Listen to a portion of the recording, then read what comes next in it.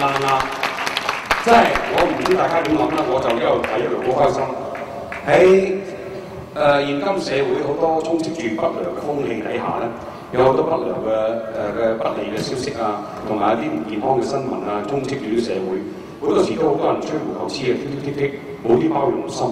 睇到呢啲健康團體辦咁健康嘅活動，咁健康小朋友演出，真係好似一啲清泉咁洗滌心靈。唔好講咩就，我剛開始聽翻阿陳議員係嘛，後生議員講咗嗰個一句英文，一時緊張 slip of mouth 講錯咗咩 try our best 啊嘛。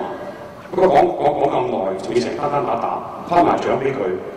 但係我聽翻個聲帶咧，佢當日講完呢句錯咗發音，跟住已經即刻更正，講翻 try our best 咁都冇錯嘅，都要死啄住。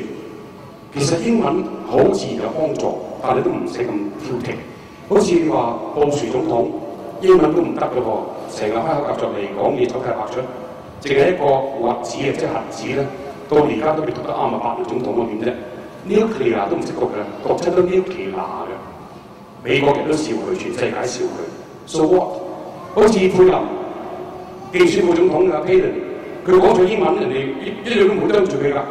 佢話佢最近先攞到護照，你點睇呢個世界啊？你打香嚟啫喎咁樣。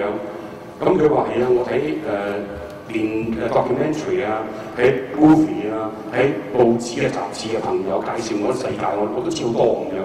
咁佢如果你有經傳媒睇到世界，應該英文就係 through media， 佢居然答咗 through mediums 即係靈媒，但係人哋入到都冇啄佢。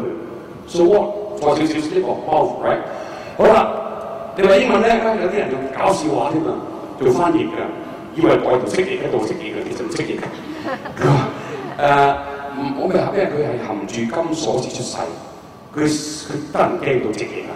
佢話 born with the golden key， 咁啃死幾個舊年。英文就唔係咁講㗎嘛 ，born with the silver spoon 㗎嘛。咁主持都成日笑，呢啲好唔啱，我哋真係大家要教小朋友，唔好學佢哋，學多啲我哋健康嘅活動就啱啦，好嘛？好啦，呢個時候 move fitness and dance 同我哋帶嚟兩隻，一隻就係 hide and seek， 又係話我讀錯咩 hide and seek 啊 ，hide and seek 呢個就係分開讀，如果英文就連音㗎嘛。Hide and seek OK 㗎啦。第二隻就係 Mummy